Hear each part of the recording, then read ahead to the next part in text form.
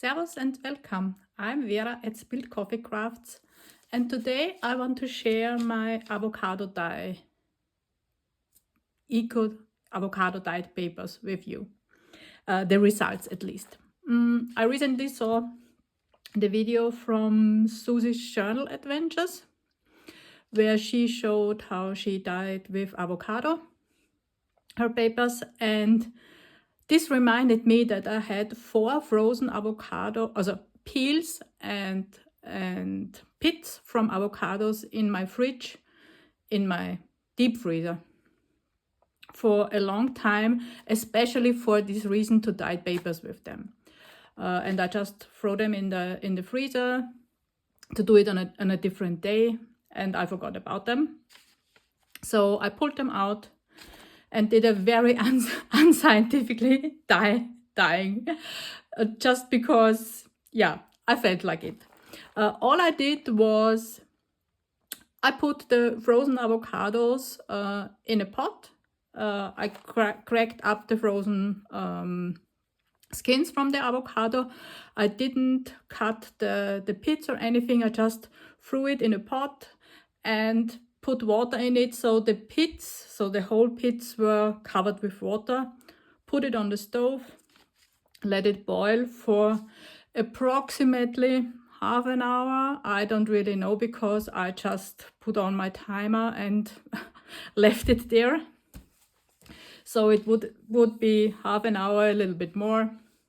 And then I just let it sit on the stove and cool down until it had room temperature.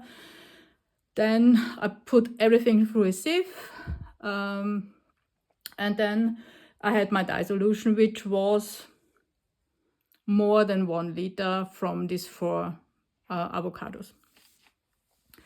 And what I then did, and a few papers I will show you here, I did lay out on the ground and sprayed with the avocado dye. All the others, because this was too much for me and I wanted more papers, and this was just not a good thing for me to do. I took a baking tray, a deep baking tray, and I put in the papers mainly, and I did mainly, these here is just normal copy paper, 80 GSM copy paper. And I took a stack out from my printer, and then I divided it in smaller stacks, so maybe 5-6 pages, but I didn't count. I just put some dye solution in the pan, put the whole stack of paper in it, so not sheet by sheet, just a stack, sprayed more solution, the next stack, sprayed more solution, next stack, and just let it sit for until the next morning, and some of them even until the evening, so between 12 and 24 hours. So, and I wanted to show what the result of this very quick, easy, I do something else dyeing method with you. And most of these papers, which are these are from the saucepan or from the baking tray, and these are my favorite because they are not very much dyed, and this is what I prefer. And I do this eco dyeing in this way because I don't care about results that are repeatable and that I know what I did. It's just I'm in the mood for dyeing, and then I throw something in the pot and I'm happy with what I get. So there is nothing so, oh, I want to have exactly the same papers again. It's just the next batch will maybe turn out quite simple or completely different. So, and this is what I like. I don't need repeatable results. And this works for me. So this was the stack, most of the stack from the baking tray.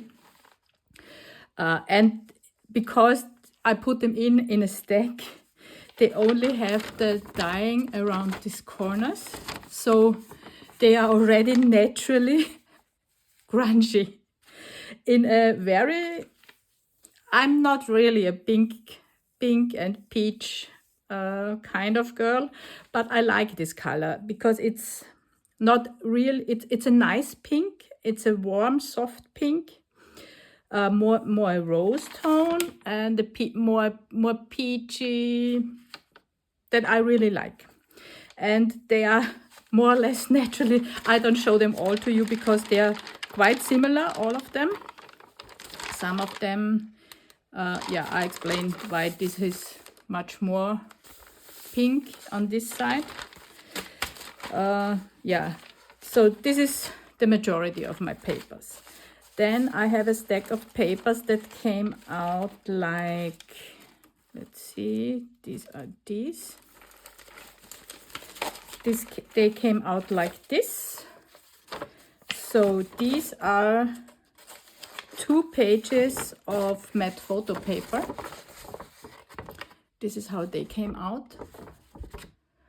And these were the 2 that I put at the bottom of the baking tray. So they were sitting in the dye solution for the longest. This is why they have this deep color, and also the matte photo paper took the color quite differently. They are much more pinker than it shows here on the screen. So let's see. So, and this is the first of the papers that went in. This was sitting quite a long time in there. And this is why this is much more colored than these that are only dyed on the borders of the paper. And these are also more dyed. And these are the papers that were on the bottom and on the top of the stacks that I put in the baking tray. So they are, because they were directly sprayed or poured over some dyeing liquid. So they are completely colored and not only on the borders like the first batch of papers you saw. Also, some of them really nicely crunched up already.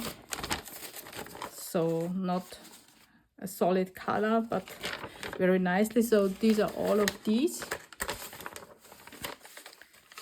These are always and you can see here quite simple. So this was the top of the stack, and I poured and sprayed some dyeing liquid on it, and then the next stack came on it. So there should be one quite similar to this also in this stack, which means these are the 2 top and bottom that were placed on one another. So I'm very, very pleased with this result, because the effort it took me for dyeing this was, I'm not kidding, if it was half an hour of real doing something and not just waiting and having them sitting in the dye solution. And this is what I like. Not much effort, just putting it in and get a nice result. So these are, you see, they are quite similar, so they were most likely sitting on top of each other. Very nice. So, and this was my very first avocado dye. Yeah. Then this is a piece of, I think, mixed media paper, or yeah, something like this, some kind of mixed media paper, so really heavier paper. I think this is 160 GSM or something like this. And these are now the papers that I didn't put in the baking tray. These are the ones that I put out on my floor and sprayed solution over it, or yeah, mostly with a spray bottle I sprayed solution over it. So, and they were sitting quite unevenly on my floor because there was of course a plastic sheet down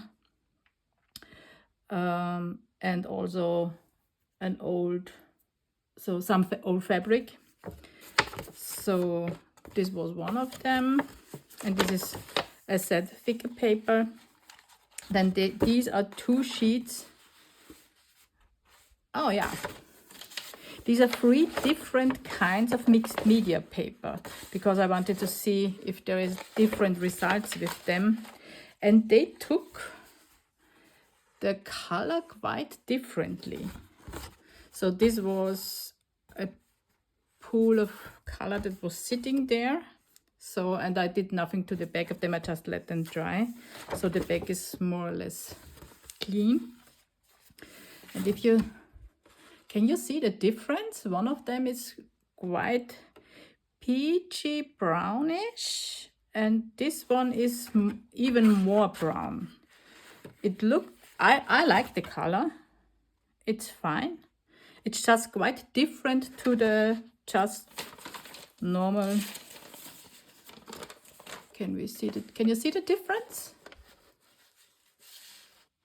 So here it's similar but more brownish, and the most of the color is, yeah, quite different to the just normal copy paper. So these are these 3, so 3 different brands of mixed media paper, and also different weights. Then I had out some envelopes, and of course now they are glued down, but yeah, I can just put some more water on them to get them open, or even completely glue them down and cut open with a knife. But also nice and grungy. So this is junk mail. Yeah, and some of them, they have also some dissolution on the back, because they were lying on this plastic sheet, and when there was a puddle of dissolution, I just moved them into the puddle.